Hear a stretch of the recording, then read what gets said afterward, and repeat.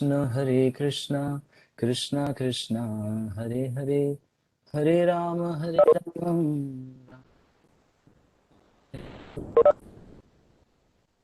हरे कृष्णा। सभी भक्तों का हार्दिक स्वागत। सेकेंड डे राम कथा का बालकांड। ओके, तो मैं थोड़ा सा चाहूंगा आप लोगों का पार्टिसिपेशन, ताकि मुझे पता रहे कि कोई हमारा स्टूडेंट इसमें सोता ना रहे और कोई पीछे बेंच पे बैठ के इधर उधर देखता ना रहे, खिड़की के इधर उधर। इसीलिए हम थोड़ा चाहेंगे आप अटेंटिव हो जाइए और मुझे बताए लास्ट क्लास में हमने क्या चर्चा किया था। एटलीस्ट 7 to 8 पॉइंट्स आने चाहिए आप सभी की तरफ से। तो मैं सभी को 2 से 3 मिनट के लिए अनम्यूट कर रहा हूँ। जो ऐप से कनेक्टेड है वो जरूर हो जाएंगे अनम्यूट, और बाकी फोन वाले शायद पॉसिबल नहीं होगा, फिर भी मैं प्रयास करूंगा। लेकिन लास्ट टाइम हमने बताया था कि उनका संभव नहीं हो पाता है। ओके, वैसे मैंने भेजा है। यस, पॉइंट्स बताएं मुझे, कल हमने क्या क्या चर्चा। प्रभु जी आपने बताया था कि भगवान नाम भक्त के। बताएंगे कार्तिकेय। प्रभु जी ऋषभ ऋषभ ओह, प्रभु जी। ऋषभ बोल रहे हैं, ऋषभ बताइए। हाँ जी प्रभु जी की आपने बताया था कि भगवान भक्त के दीन हो जाते हैं और भक्त दीन हो जाते हैं और भगवान चिंतावान है। और ओके, चिंतन योग्य है। Okay, good. और एक दो पॉइंट और। आपने बताया था कि भगवान के दो द्रोही हैं, जैसे वेद द्रोही और धर्म द्रोही। वाह, गुड। तो वेदद्रोही क्या है और धर्मद्रोही क्या है, कुछ आइडिया है? वेदद्रोही धर्मद्रोही। प्रभु जी वेद द्रोही जैसे कोई वेदों का जैसे उनके लिए ढंग से समझे ना या पाप करे वेद के, अच्छा, भगवान जी गुड। के मतलब वेद। वेदों को नहीं मानता है वो, भगवत गीता को यस। काल्पनिक मानता है, और जो भी शास्त्रों में लिखा है वो कहता है कि किसी व्यक्ति ने डराने के लिए हमें लिख दिया, यानी कि वेदों की अवहेलना करता है। यस नेग्लिजेंस है प्रभु। उसका। गुड। और वेद, ये तो हो गया वेदद्रोही। और दूसरा क्या था? धर्मद्रोही। धर्मद्रोही। जो अपनी प्रिस्क्राइब ड्यूटी पूरी नहीं करता, शास्त्रों के अनुसार अपने कर्म को नहीं करता, तो वो अधर्मी है। उसी को बोला जाता है ना अधर्मी, मतलब जो रूल्स को नहीं फॉलो करता, नियम कानून को फॉलो नहीं करता, वो है। गुड। ठीक है, थैंक यू ऋषभ प्रभु। और बताइए, एक बच्चा तो जाग गया, और बच्चे लोग सो रहे हैं। सभी बच्चे लग रहा है वो खिड़की से बाहर देख रहे थे। हरे कृष्ण प्रभु जी। कौन? भरत। भरत। हाँ भरत प्रभु, बताएं, एक प्रभु दो पॉइंट बताएं जल्दी, क्विक क्विक। प्रभु जी आपने भगवान राम की बहुत सारी क्वालिटीज बताई थी, जैसे उनकी बड़ी ठुड्डी थी, उनकी ब्रॉड चेस्ट थी और घुटनों तक के लंबे यानी कि लंबे हाथ भगवान थे। के रूप और की आकृति का वर्णन था, है ना? उसमें भगवान के अंग हाँ जी। कैसे होते हैं, तो आप सोचो कि भगवान कोई सामान्य व्यक्ति नहीं। एक सामान्य इस मटेरियल वर्ल्ड में कोई व्यक्ति इतना सुंदर दिखता है, तो भगवान कितने सुंदर हो सकते हैं ना? तो रूप के हाँ जी अंगों का उनका वर्णन कर रहे थे। कौन कर रहे थे? नारद जी। प्रभु जी। नारद मुनि कर रहे थे। नारद मुनि गुड। जी। ठीक है, और एक और पॉइंट बताइए, सिर्फ एक और। प्रभु जी एक और है प्रभु जी की, नहीं, जो अभी राम जी अभी के। भरत बोलेंगे, अभी भरत बोलेंगे। ऋषभ, अब आपका टर्न बाद में आएगा। हाँ, एक ओके प्रभु पॉइंट जी। भरत प्रभु मैंने बताया बताएं। था कि जो भगवान राम थे वो युग अवतार और पुरुष अवतार थे। और लीला अवतार, तीनों अवतार एक साथ है उनका। 6 तरह के अवतार होते हैं, है ना? आगे आएगा, चर्चा तो करेंगे। तो भगवान तीनों अवतार एक साथ कर रहे थे, लीला अवतार भी, पुरुष अवतार भी, और युग अवतार। जितना युग था ना, तो युग के अवतार थे, मतलब युग अवतारी कहते हैं ना, युग अवतारी श्री राम। पॉइंट वैलिड है और सब कुछ ठीक है। तो नारद मुनि वाल्मीकि जी के आश्रम में आए हैं। उन्होंने सेवा से प्रसन्न करके, है ना, उन्होंने जिज्ञासा किया कि जैसे सन्यासी या कभी भी भक्त से जब हम मिलते हैं, किसी वरिष्ठ भक्त से या सन्यासियों से अवसर मिले, या कोई भगवान के भक्त से, तो हमें जरूर जिज्ञासा जरूर होना चाहिए। इसलिए भगवान को जिज्ञासु भक्त भक्त पसंद है। और उसमें भी कौन जो सबसे ज्ञानी है? अर्थो अर्थार्थी ज्ञानी जिज्ञासु। तो जो ज्ञानी है भगवान को अत्यंत, क्योंकि ज्ञान के माध्यम से वो भगवान को समर्पण कर देता है। ज्ञानों का क्या अर्थ है, कल हम बता रहे थे ना, वेदों का समझने का अर्थ है भगवान को समर्पण करना। और वेदों का अध्ययन करने का मतलब है कि कृष्ण कौन है। सारा ज्ञान भगवान की तरफ इंगित करता है, भगवान की तरफ संकेत करता है, भगवान को समर्पण करने के लिए सारे वेद बताते हैं। तो उसी तरह से वाल्मीकि जी बहुत विवेकवान और बुद्धिमान व्यक्ति हैं, और उनको ये पता था कि नारद मुनि पूरे ब्रह्मांड में भ्रमण करते हैं और ये श्रेष्ठ व्यक्ति के बारे में बता सकते हैं। तो वो उन्होंने ये नहीं बोला भगवान के बारे में बताओ, उन्होंने बोला ऐसा कौन व्यक्ति है, कौन पुरुष है जो श्रेष्ठ है इस पूरे जगत में, जिससे देवी देवता भी जिनकी आराधना करते होंगे। अप्रत्यक्ष रूप से बोल रहे हैं कि मतलब ऐसे व्यक्ति का वर्णन कीजिए। अप्रत्यक्ष रूप से क्यों बोल रहे हैं? क्योंकि हम मूर्ख लोग भगवान को जानते नहीं है, इसीलिए हम अपने समाज में, सोसाइटी में सबको आइडियल मान लेते हैं। ये क्रिकेटर है, ये फिल्म स्टार है, ये पॉलिटिकल लीडर है, ये मॉडल है, या ये देखो सबसे, ये सबसे रिच है, सबसे अमीर आदमी है, सबसे पावरफुल है, सबसे मसल्स मैन है। लेकिन हमें ये नहीं पता कि इन सबके बॉस भी कोई है, सबसे श्रेष्ठ हैं, जो कि कभी चेंज नहीं होता उनका बॉडी, उनका कोई भी चीज ऑपलेंट। तो इसी तरह से वाल्मीकि जी हम लोगों के यहाँ पे पूछ रहे हैं कि ऐसे कौन से व्यक्ति की आराधना करनी चाहिए, किसकी स्तुति करनी चाहिए। तो यहाँ से प्रारंभ हुआ, और वाल्मीकि जी ने उस व्यक्ति का, उन्होंने बताया कि इक्ष्वाकु के वंश में ऐसा मैंने एक पुरुष देखा। वो ये अभी शुरू में नहीं बता रहे हैं, शुरू में गुण कर रहे हैं। गुण मतलब किसी कैरेक्टर को बताना होता है तो नाम से पहले उसका चरित्र का वर्णन करना चाहिए, फिर अंत में आता है नाम, कि ये चरित्र वाला ये व्यक्ति है श्री राम। तो अंत में बताते हैं कि दशरथ के राज्य में, अयोध्या में, भगवान श्री राम इक्ष्वाकु के वंश में और भरत और दशरथ के पुत्र बन के आए। तो ये कथा यहाँ तक चली थी। फिर अभी हमने कल 3 आपको वो बताया था अनुच्छेद। 1 मिनट रुकिए, मैं उसको रिवाइज कर देता हूँ। तो आज उससे आगे चलते हैं, और आज उससे थोड़ा सा 10 मिनट पहले, क्योंकि कल हमने वाल्मीकि जी का आपको वो नहीं बताया था, इंट्रोडक्शन नहीं बताया था, तो भक्त एक लास्ट में हमसे पूछे कि उनका भी थोड़ा सा बता दीजिए, तो थोड़ा सा हम जरूर बताएंगे, आज उनका इंट्रोडक्शन बता देंगे। तो हम पहले सर्ग को क्रॉस कर चुके हैं, जिसमें नारद मुनि वाल्मीकि जी से रामचरित्र जी का संक्षिप्त उपदेश देते हैं। दूसरा, आज हम लोग दूसरा सर्ग और तीसरे सर्ग में हम लोग प्रवेश करेंगे। तो दूसरे सर्ग में क्या है?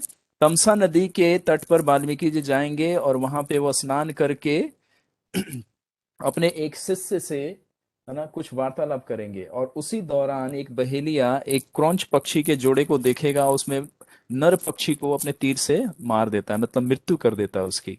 और फिर ये दृश्य को देख के वाल्मीकि जी को क्रोध आता है, उस हंटर को क्या करते हैं, शिकारी या बहेलिये को श्राप दे देते हैं, और श्राप देने के बाद इनको बड़ा पश्चाताप होता है कि मैंने ऐसा क्यों कर दिया। तो ये सीन यहाँ तक रहेगा आज, ठीक। तो उससे पहले हम आपको बता दें कि ये वाल्मीकि जी कौन है। तो ये शास्त्रों में, जैसे हम लोगों ने भी सुन रखा है, एक बहुत फेमस घटना है, तो वो नाम भी हम लोगों को पता है, और हम लोगों ने प्राइमरी स्कूल में आज से करीब 15 या 20 ईयर्स पहले इनका एक चैप्टर भी हुआ करता था, डाकू रत्नाकर। तो उस तरह से हम लोगों ने पढ़ा है, लेकिन ये कितना प्रमाणिक है, क्या है, इस पे 2-3 चर्चाएं हैं, तो मैं दोनों बता देता हूं, लेकिन हमें जो फॉलो करना है हम उसको फॉलो करें। तो वाल्मीकि जी का 3, जैसे रामायण अलग अलग युगों में और चतुर्युगों में एक एक बार होता ही रहता है, मतलब हर त्रेता युग में रामायण होता है, उसी तरह से वाल्मीकि जी भी अन्य अन्य युगों में अलग अलग तरह से आते होंगे। जैसे वेद व्यास जी हैं, इस युग के वेद व्यास द्वापन वेद व्यास हैं, जो कि शक्ति अवेश अवतार है भगवान के। उसी तरह से जब अब सतयुग आएगा, तो यही वेद व्यास जी नहीं रहेंगे। वेद व्यास भी एक डेजिग्नेशन है, एक क्या है, पदवी है। जैसे इंद्र का एक पदवी है, ब्रह्म का एक पदवी है, ब्रह्मा जी का एक पदवी, एक पोस्ट है। जैसे हमारे इंडिया में प्राइम मिनिस्टर, प्रेसिडेंट का पोस्ट होता है, उसी तरह से ये देवी देवताओं का एक पोस्ट है, जो उस लेवल पे भक्ति करके या उस लेवल पे आध्यात्मिक शक्तियां इकट्ठा करता है, यज्ञ करता है, दान पुण्य करता है, तो उसको वो उपाधि मिल जाती है। लेकिन इंद्र और ब्रह्म बनना ये कोई सामान्य बात नहीं है। कभी कभी ब्रह्मा के पोस्ट पर कोई नहीं पहुंचता, तो भगवान स्वयं ब्रह्मा बन जाते हैं, है ना। इसीलिए उनका नाम स्वयंभू मनु है, यानी कि स्वयं ही बन जाते हैं ब्रह्मा। कभी कोई व्यक्ति क्वालिफाइड नहीं होता। तो उसी तरह से अलग अलग युगों में महर्षि वाल्मीकि भी अन्य अन्य जीवात्माओं के उससे माध्यम से शुद्धता प्राप्त करके भगवान के ये चरित्र का वर्णन करने के लिए पात्रता प्राप्त करते हैं।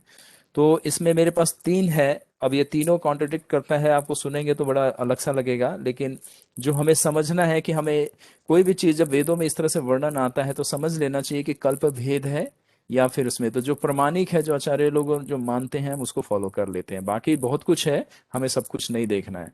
जैसे यहाँ के रामायण में 24,000 है, और ब्रह्मा जी के रामायण में 100 करोड़ रामायण है, तो ऑब्वियसली उनका कुछ वास्ट लेवल है, हमारा छोटा है।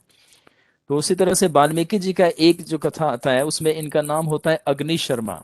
जब ये वाल्मीकि ऋषि बनने से पहले एक सामान्य ब्राह्मण के पुत्र होते हैं, जो ये बताया जाता है कि प्रचेतास के नाम से ये फेमस थे। ये मतलब इनके जो वंश था उनका प्रचेता था। और इसको दूसरे नाम से सुमाली, ये आज भी कहीं कहीं पहाड़ी एरिया में जाएंगे तो आपको सुमाली ऐसा सरनेम मिल जाएगा किसी किसी का। तो सुमाली एक जाति हो सकती है। तो यहाँ पे वैसे लिखा है कि अग्नि शर्मा ब्राह्मी नेम प्रचेता ऑल्सो नोन एज सुमाली, और ये भृगु गोत्र में जन्म लिए। मतलब ये एक किसी अन्य कल्प की ये बात हो सकती है, या किसी अन्य ग्रंथों में लिखा होगा। तो इसका मेरे पास रेफरेंस नहीं है, इसीलिए मैं इसका रेफरेंस भी नहीं दे रहा हूँ। लेकिन आपको ये बता दूं कि हम लोग बहुत लोगों से सुनते हैं तो ये सब नाम आएगा, ठीक है। तो एक जगह इनका नाम है अग्नि शर्मा, और ये प्रचेतास के वंश, प्रचेता मतलब ये प्रचेता भागवत में जो प्रचेताज आते हैं वो नहीं है, ये प्रचेता एक सरनेम यहाँ पे दिया गया है। और ये सोमाली जाति के उसमें आते हैं, मतलब ब्राह्मण जाति में आता है, और भृगु वंश में ये, भृगु के जो गोत्र से जाने जाते हैं, उनके डायनेस्टी में जन्म लिए थे, ठीक है। तो इसमें ये, इसमें भी सेम आता है कि इनका ये नाम तो अलग हो गया, लेकिन इसमें भी वो नारद मुनि से ही इनका मुलाकात होता है। और वो फिर इनको क्या करते हैं, कुछ ड्यूटीज बताते हैं और कुछ मंत्रास देते हैं। और फिर इनसे मिलने के बाद इनका जब घर का परिवार के बारे में पूछते हैं तो इनका परिवार बड़ा गरीब, मतलब निर्धन परिवार था, है ना। Agni Sharma began to perform penance, ये पहले जब नारद मुनि मिले तो बहुत छोटा परिवार था। तो फिर क्या करते थे, जब इनका परिवार जैसे जैसे बढ़ता गया तो उनको खाने पीने की कमी होने लगी, मतलब दरिद्रता आने लगी। तो फिर इन्होंने क्या किया कि देखा कि मेरा जीवन निर्वाह नहीं हो रहा, और मेरे पे जो आश्रित परिवार है वो भी, उनका मैं पालन पोषण नहीं कर पा रहा। तो फिर इन्होंने क्या किया, इन्होंने गलत गलत कार्य करने शुरू कर दिए, लोगों से सामान छीनना, जंगल से जो भी जाता था उसको पकड़ के पीट देते थे और उसका धन छीन लेते थे। तो इसी तरह से एक दिन नारद मुनि मिले इन्हें, और नारद मुनि ने देख के समझ गए कि ये व्यक्ति पाप कर्म में लग रहा है, तो ये इसका और विनाश हो जाएगा और ये अधम गति को प्राप्त करेगा, यानी कि निम्न योनि में गिर जाएगा इस मनुष्य जन्म के बाद। जैसे कोई पाप कर्म करता है तो उच्च गति को प्राप्त नहीं करता। जैसे कल भरत बाबू पूछ रहे थे कि स्वर्ग में कौन जाता है, तो जो कर्म पुण्य कर्म करता है भौतिक, वो स्वर्ग में जाता है। और वो गलत कार्य करेगा तो नीचे के लोगों में गिर जाएगा। यानी कि पृथ्वी लोग एक जंक्शन है जहां से आप भक्ति करके डायरेक्ट भगवान के पास भी जा सकते हैं, उच्च लोकों में भी जा सकते हैं, और गलत कर्म करके आप नर्क लोक में गिर सकते हैं। पृथ्वी के नीचे सारा लोक जो है ये नर्क लोक में आता है। मतलब यहाँ पे राक्षस, असुर और दानव लोग इसमें रहते हैं। तो इसी तरह से जब उन्होंने देखा कि ये दरिद्र है और इसका कोई भी उद्धार नहीं कर पाएगा, तो उन्होंने बोला कि तुम ना भगवान का नाम जपो। तो उन्होंने भगवान का कुछ मंत्र दिया। जब ये शुद्ध हुए तब फिर जो दूसरा इनका एनकाउंटर हुआ, तब ये इनका नामकरण, और इस तरह से नारद मुनि ने उनको रामायण लिखने के प्रेरित किया। एक तो ये कथा है छोटी सी। फिर दूसरे जगह आता है, there also exist some legend about the Valmiki having been a thief before turning a thief. Narad, ये ये स्कंद पुराण में है, ठीक है। इसका भी एक कथा है जो स्कंद पुराण में आता है, इसका है द नागरा खंड। नगरा एक, मतलब ये शीर्षक है एक चैप्टर का, नागर खंड में है, जो कि Skanda Purana in section of the creation of the Mukhara Tirtha mention then the Valmiki was the born and a Brahmin, जिसमें स्कंद पुराण, नगरा, नागर खंड, स्कंद पुराण और क्रिएशन, जिसमें कि सृष्टि का जब संरचना होता है तो उस खंड में इनकी इनकी क्या होती है, थोड़ा सा संक्षिप्त परिचय दिया गया है।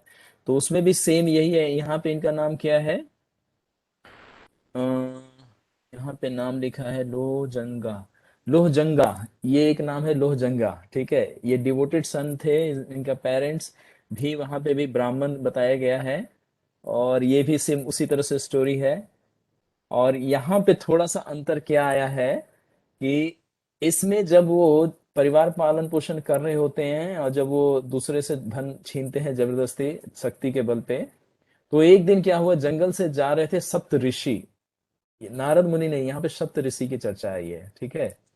तो सप्त ऋषि को इन्होंने क्या किया, he met with the seven sages of Saptarishi and tried to rob them, मतलब उनको भी लूटने का प्रयास किया। साधु संतों को, जैसे आजकल युग में साधु संतों को भी चोर चपड़े नहीं छोड़ते।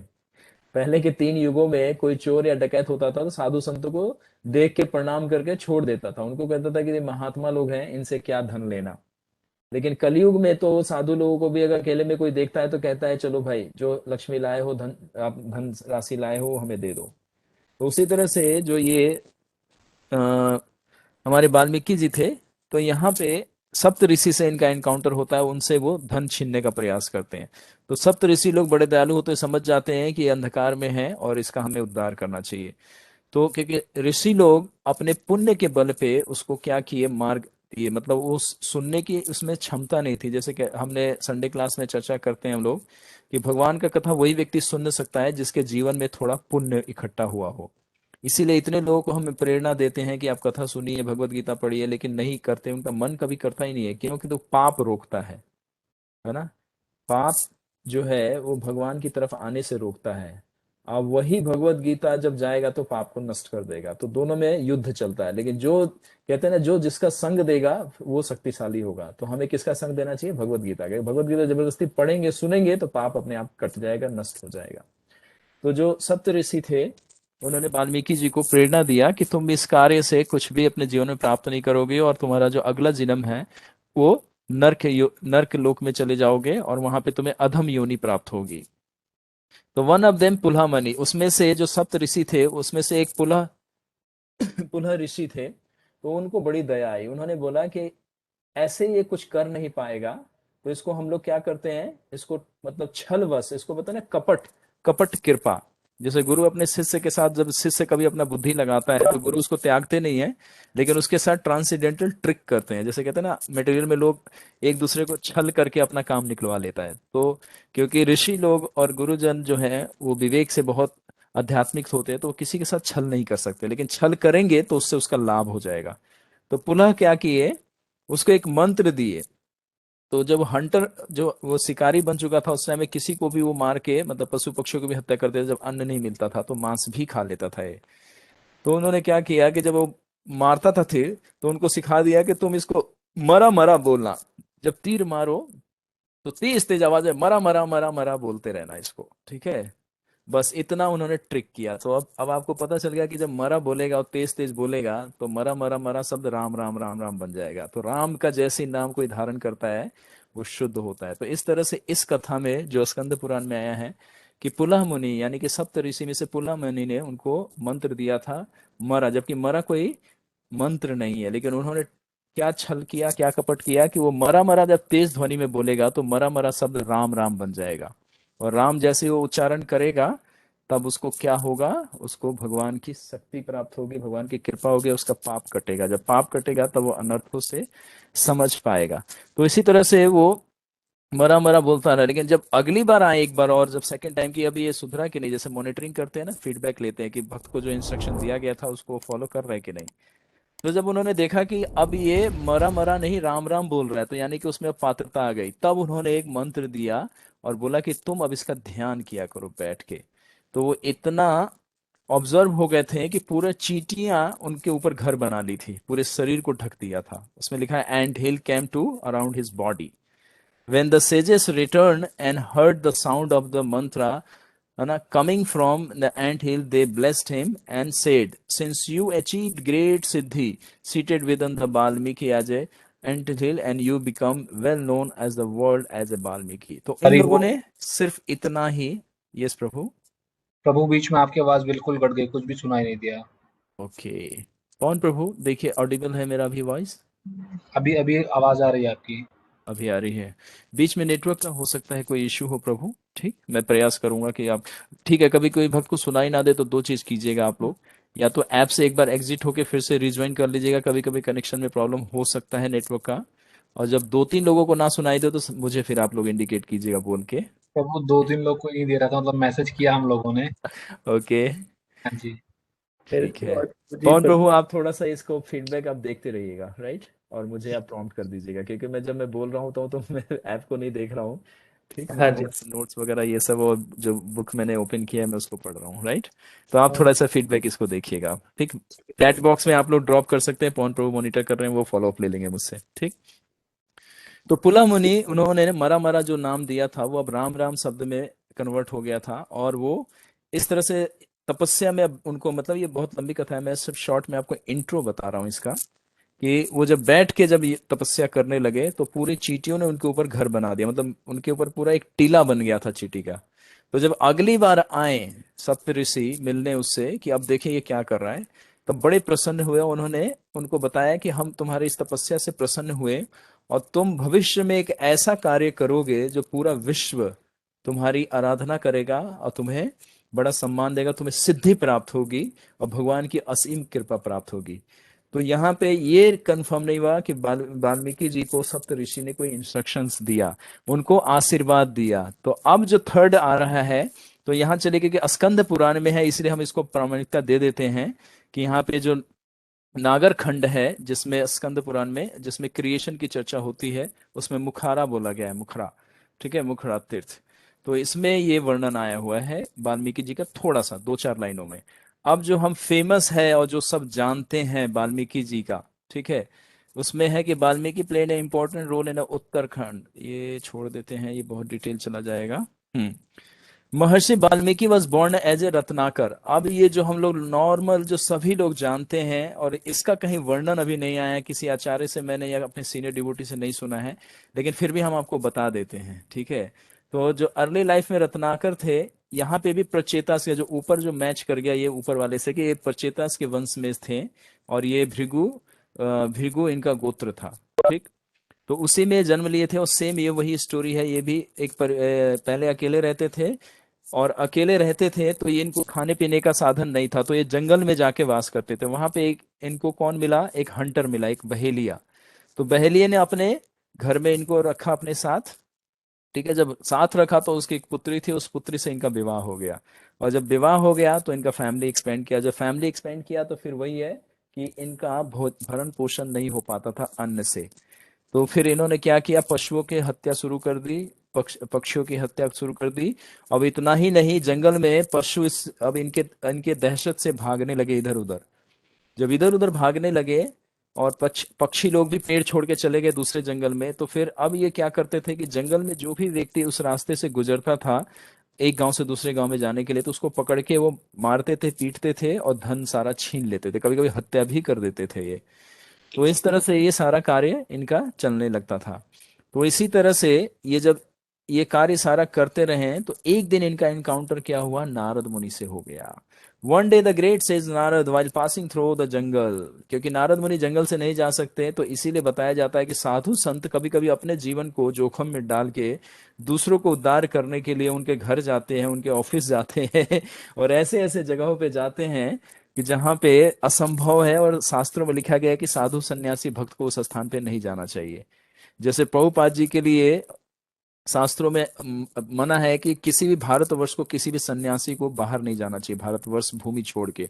जैसे वो जाता है तो अधर्म उसको क्या कर लेगा, अपने नियंत्रण में कर लेगा, और उसका जितना भी धार्मिक पुण्य है वो नष्ट हो जाएगा। लेकिन प्रभुपाद जी ने पूरा क्या किया, रिस्क लिया। क्यों? क्योंकि चैतन्य महाप्रभु का, भगवान का आज्ञा था, अमार आज्ञा बन गुरु तारा यही देश। सारा पाश्चात्य देश को तारने के लिए, क्योंकि भगवान का आदेश था। तो प्रभुपाद जी ऐसे जगह पे कहाँ गए, वर्ल्ड का सबसे मतलब एडवांस कल्चर और सबसे एनिमलिस्टिक कल्चर बोलिए आप, मतलब पशु से भी नीचे गिरा हुआ कल्चर, है ना।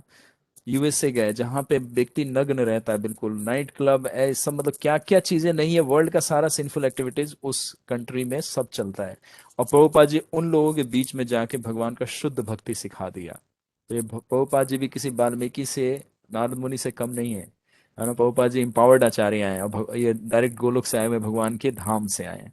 तो प्रभुपाद जी भी ऐसे जगह गए जहां पे कोई साधु संत कभी स्वप्न में भी नहीं सोच सकता कि ऐसे जगह जाके भगवान का प्रचार किया जाए। तो उसी तरह नारद मुनि ने देखा कि एक व्यक्ति इतना अधम बन सकता है, और ये ब्राह्मण कुल में जन्मे थे। जो रत्नाकर थे ये ब्राह्मण कुल में थे, लेकिन ये अब इसका आगे पीछे का कोई बैकग्राउंड नहीं दिया गया है कि ये मतलब दरिद्र अवस्था में कैसे पहुंचे। बस ये पहुंचाया गया है कि ये जंगल में निवास करते थे, और बहेलिये के संग रहते रहते उनके घर रहते थे। फिर उनकी पुत्री से इनका विवाह हुआ, और जब परिवार बड़ा हुआ, तो जब दरिद्रता की अवस्था आई, तो दूसरों को इन्होंने क्या किया, हानि पहुंचाना प्रारंभ किया। Then ask Ratnakar whether the family or whom was the robbing other will partake in the sin also। तो इन्होंने क्या किया, ये कहानी आप लोगों ने सुना भी होगा, और कभी कभी वीडियो पे भी बना के ये लोग छोटा छोटा क्लिप दे देते हैं। तो उसमें लिखा है कि एक जब ये नारद मुनि को पकड़े, तो नारद मुनि ने इनसे प्रश्न पूछा कि तुम इतना कार्य किसके लिए करते हो। तो उन्होंने बोला कि मैं परिवार के भरण पोषण के लिए करता हूँ। क्यों? क्योंकि मैं अपना गुजर बस तो कर लेता हूँ, परिवार का नहीं कर पाता, तो परिवार के लिए सारा गलत कार्य करता हूँ। तो उन्होंने एक प्रश्न पूछा कि जाओ अपने बच्चे और अपनी पत्नी से पूछ के आओ कि मेरी जब मृत्यु होगी तो मैं यमराज के पास जाऊंगा और वहां पे मुझे गलत कार्य के लिए दंड दिया जाएगा। तो मैंने आप लोगों के लिए गलत कार्य किया है, तो क्या आप मुझे इसमें अपना हिस्सेदारी बनाओगे, अपना शेयर, मतलब इसमें शेयर लोगे कि मेरे को जो दंड मिले उसमें से कुछ शेयर आपको लेना है? तो पत्नी ने बोला कि मैं क्यों लूं, तुम करते हो, क्योंकि तुमने विवाह किया तो तुम्हारा भरण पोषण करना कर्तव्य है, मैं क्यों जाऊं। बच्चे से पूछा, बच्चे ने मना किया कि पिताजी आप सब कुछ करते हो, आपने मुझे जन्म दिया है तो आप पालो पोसो, आप पढ़ाओ मुझे, आप स्कूल भेजो। तो जब ये सुन के उनका हृदय परिवर्तन हुआ और जब नारद मुनि के पास दोबारा गए तो नारद मुनि ने कहा कि अब तुम्हें अपना वो कार्य करना है जो एक जीवात्मा को करना चाहिए। तो फिर उन्होंने मंत्र दिया और क्या बोला कि इससे तुम क्या करोगे, जब इसका उच्चारण करोगे तब तुम्हारा हृदय शुद्ध होगा, जब शुद्ध हो जाएगा तब मैं पुनः तुम्हारे पास आऊंगा। तो ये एक पहली कथा है। ठीक है, अभी ये ब्रह्म ऋषि नहीं बने हैं, ब्रह्म ऋषि मतलब ब्रह्म को जानने वाला, है ना। इन्होंने, नारद मुनि ने इनको, जब अगली वजह से सप्त ऋषि लोग आए थे, वो कथा बिल्कुल सेम इसी तरह से है ना। सप्त ऋषि के बाद का एंट्री हो सकता है, अगर कनेक्शन देखा जाए तो सप्त ऋषि ने इनिशिएट, मतलब शिक्षा गुरु अगर कहा जाए तो पुलह ऋषि और सप्त ऋषि थे, और इनिशिएटिंग गुरु जो कहा जाए जिससे दीक्षा प्राप्त किया वो हमारे नारद मुनि है। तो जब नारद मुनि सेकेंड टाइम आए तब उन्होंने ब्रह्म ऋषि का, इनको फिर ये बीच में कथा आता है कि जब इन्होंने बहुत घोर तपस्या किया था, जब ये उनको क्या बोलते हैं, वैराग्य हुआ पारिवारिक जीवन से, तो घोर तपस्या करने के बाद जब इनका हृदय शुद्ध हुआ तब वाल्मीकि जी का इनको क्या पहला नाम दिया, ब्रह्म ऋषि का नाम दिया इनको। ठीक है, ये नाम किनको, मतलब वाल्मीकि से पहले पहुंचा है ये नाम ब्रह्म ऋषि, क्योंकि इन्होंने बड़ी सीवियर ऑस्टेरिटी परफॉर्म किया था। और यहाँ पे भी बताया गया कि यहाँ पे भी उनके तो ये चींटी का जो, मतलब टीला सा बन गया था पूरे शरीर पे, इतना स्थिर होके और दृढ़ता बन के ये तपस्या किए थे। तो नारद मुनि जब नेक्स्ट टाइम आए तब इनको वाल्मीकि के नाम से, क्यों, क्योंकि वाल्मीकि का यहाँ पे बताया गया है, reborn from the Valmiki the ant hill sage Valmiki for ashram at the bank of river Ganga. क्योंकि सीवियर तपस्या करने की वजह से इनको वाल्मीकि नाम दिया, ब्रह्म ऋषि वाल्मीकि, ब्रह्म ऋषि और वाल्मीकि। ब्रह्म ऋषि का मतलब ऋषियों में भी ये श्रेष्ठ बन गए तपस्या के बल से। तो इस तरह से ये, जब ये शुद्ध हुए, दूसरी बार जब इनको इनिशिएशन दिया, तो जो थर्ड टाइम, क्योंकि अब गुरु जब आता है तब ये प्रश्न करते हैं, तब यहां से शुरू होता है रामायण। अब ये इंट्रोडक्शन उन्होंने सुन लिया कि जब नारद मुनि आते हैं वाल्मीकि के आश्रम में तो वो सेवा करते हैं, तो सेवा करते हैं इसका मतलब वो जानते हैं कि ये कौन व्यक्ति है, तभी तो उस स्तर का वो सेवा प्रदान कर रहे हैं। तो रत्नाकर इस नाम से पहले जाने थे और एक डाकू के नाम से, हंटर बहेलिये के नाम से जाने जाते थे। और फिर नारद मुनि के मिलने के बाद उनके जीवन में परिवर्तन आया। नारद मुनि ने अपने भक्ति के शक्ति से इनके जीवन को शुद्ध किया, इनके पापों को नष्ट किया और भगवान का नाम दिया, नाम जप करने के लिए। जब नाम जप के शुद्ध हो गए तो ब्रह्म ऋषि बन गए, और जब ब्रह्म ऋषि बन गए तब उनको इनिशिएट करके वाल्मीकि नाम दिया। तो महर्षि वाल्मीकि अब ये इस नाम से प्रचलित हुए। और जब इसी दौरान, मतलब जब ये महर्षि वाल्मीकि बन चुके थे, तब किसी समय की घटना हो सकती है, जब नारद मुनि इनके आश्रम में आते हैं तब वो क्या बोलते हैं, यही प्रश्न पूछते हैं जो हम लोग अब अध्ययन कर रहे हैं, कि ऐसे व्यक्ति के बारे में हमें बताइए जो इस जगत में सबसे श्रेष्ठ हो, जिसमें देवता भी जिनकी और ऋषि लोग भी आराधना करते हो। तो हम लोगों ने कल कहाँ तक हमने पढ़ा था, आज हम उसको मार्क कर लेते हैं, एक मिनट मुझे दीजिए। हम्म, ओके, तो हम लोग यहाँ तक आ गए थे। तो ये सब शास्त्रों को, तत्वों को भली भांति जानने वाले, अच्छी स्मरण शक्ति वाले तथा प्रतिभाशाली, सर्वप्रिय, परम परम साधु, कभी दैन्य प्रदर्शित ना करने वाले, अर्थात बड़े गंभीर और लौकिक अलौकिक क्रियाओं में कुशल हैं। मतलब नारद मुनि बता रहे हैं कि जो व्यक्ति का मैं चर्चा कर रहा हूं उसमें सारे गुण पाए जाते हैं जो कि एक देवी देवताओं में भी पाए जाते होंगे। ठीक, फिर आगे बोलते हैं, सर्वददाभिगत सद्भि समुद्र एव सिंधुभि, आर्य सर्व समश्चैव सदैव प्रिय दर्शन। जिस प्रकार सब नदियां समुद्र तक पहुंचती हैं उसी प्रकार सज्जन जन जन तक सदा पहुंचते हैं। अर्थात क्या अभ्यास, अस्त्राभ्यास के समय, क्या भोजन काल में उन तक अच्छे लोग को पहुंचना सदा पहुंचा, सॉरी एक मिनट रुकिए, हाँ, उन अच्छे भोजन काल में उन तक अच्छे लोगों को पहुंचना सदा उपलब्ध और सुलभ है। अच्छे लोगों के लिए उनके पास जाने की मनाही कभी नहीं है। वे परम श्रेष्ठ हैं। वे सबको अर्थात ब्राह्मण, क्षत्रिय, वैश्य, शूद्र, पशु, पक्षी, जो कोई उनका हो, उनका सम्मान दृष्टि से देखने वाले हैं, और ये सदा प्रिय दर्शन है। प्रिय दर्शन मतलब जिसको देखने से मन को और हृदय को संतुष्टि मिलता हो, आनंद मिलता हो और शांति मिलता हो, इसको बोलते प्रिय दर्शन। तो भगवान का नाम प्रिय दर्शन भी है। मतलब जिसको दर्शन मात्र, मतलब प्रिय दर्शन, मतलब इतना दर्शन मात्र से ही सारा दुख कष्ट निकट वो आपका नष्ट हो जाएगा। तो देखिए यहाँ पे भगवान का क्या गुण आया, एक लीडर को कैसा होना चाहिए। लीडर को ऐसा नहीं है कि जो सबॉर्डिनेट जो कह दिया उसको फॉलो कर ले। एक अच्छे लीडर को पूरा डाउन टू अर्थ कनेक्टेड होना चाहिए, एक एक व्यक्ति से कनेक्टेड होना चाहिए। जैसे प्रभुपाद सेम टाइम पूरे वर्ल्ड में प्रीचिंग करते थे, लेकिन एक एक शिष्य से कनेक्टेड थे। ये प्रभुपाद जी का विशेष गुण था, और ये आचार्यों में गुण होता है कि कोई भी शिष्य कभी भी कोई उनको समस्या आए तो अपने गुरु को अप्रोच कर पाए, उससे वो सलाह मशवरा कर पाए। तो राम राज्य की जो हम लोग चर्चा कहते कहते हैं ना कि राम राज्य चाहिए, लेकिन राम के बगैर राम राज्य चाहिए। जैसे प्रभुपाद कहते हैं everybody want Ram Raj but without Ram, तो दिस इज नॉट पॉसिबल। जब तक राम नहीं होंगे तो राज्य कौन करेगा। भरत ने बोला कि जब राम नहीं आएंगे तो राज्य कौन करेगा। तो यानी कि भरत ने राम राज्य को उनके आदेश के रूप में वहां पे रखा, पादुका को, ये सब आगे शिक्षा आएगा। तो आदेश को भी जब पालन करेंगे तो भगवान कहते हैं ना कि उस आदेश में भी भगवान उपस्थित हो जाते हैं। तो भगवान यहाँ पे नारद मुनि कह रहे हैं कि उस व्यक्ति से सज्जन जन तक सदा सबके पहुंच होती थी। मतलब सदा, मतलब जो कॉमन व्यक्ति है वो भी इजिली भगवान के पास जा सकता था अपनी कोई भी समस्या लेके। उनके लिए कोई खाने का समय नहीं होता था, उनके लिए कोई शयन करने का कोई समय नहीं रहता था, उनका व्यक्तिगत अपना कोई टाइम नहीं होता था। जैसे हम किसी व्यक्ति के पास जाते हैं तो हम सोचते हैं ना कि इस समय में वो खा रहा होगा, इस समय में वो सोया होगा, इस समय में वो कोई कार्य कर रहा होगा, इस समय में वो कुछ अपना व्यक्तिगत कार्य कर रहा होगा। तो हम ये सोच के थोड़ा सा संकोच करते हैं अप्रोच करने में। लेकिन भगवान राम एक ऐसे थे कि अगर अर्धरात्रि को, रात को 2 बजे भी किसी को समस्या आ जाए तो उनके महल के सामने मुख्य दरवाजे पे घंटी लगा रहता था, उसको बजा दे वो। तो भगवान उसी समय में उस घंटी की आवाज सुन के उस व्यक्ति के पास आके उससे पूछते थे कि आपका क्या कष्ट है और क्या समस्या है, मुझे बताएं। तो ये भगवान राम का विशेष गुण था। आज के किसी लीडर से मिलना है तो आपको महीनों लग जाएगा, मिलते मिलते हफ्तों लग जाएगा। किसी व्यक्ति से मिलना है तो 10 बार आपको दौड़ाएगा, कहेगा ठीक है परसों आके मिलो, आज नहीं बहुत बिजी हूं। तो ये उसके अच्छे गुण नहीं। जो लीडर है वो हमेशा अपने जन जन के लिए हर पल हर समय उपलब्ध होना चाहिए, तब एक कनेक्टिविटी फील होता है। इसीलिए भक्त लोग भगवान को जब बुलाते हैं भगवान तब तब प्रकट होते हैं। ऐसा नहीं है कि भगवान को सोचना पड़ेगा कि जाऊं या ना जाऊं। द्रौपदी ने बुलाया भगवान तुरंत प्रकट हो गए, गजेंद्र ने बुलाया तुरंत प्रकट हो गए, है ना। प्रहलाद ने बुलाया तुरंत प्रकट हो गए, क्षण भर भी नहीं लगाया भगवान प्रकट हो गए। लेकिन ऐसा संबंध बना के रखा था। और प्रजाजन भी अपने राजा के लिए, अभी राम का जब चरित्र का अभी वर्णन आएगा जब इनके राज्य का, तो एक एक प्रजा इनके लिए अपना प्राण देने के लिए इतना प्रिय थे ये, इसलिए प्रिय दर्शन है इनका नाम।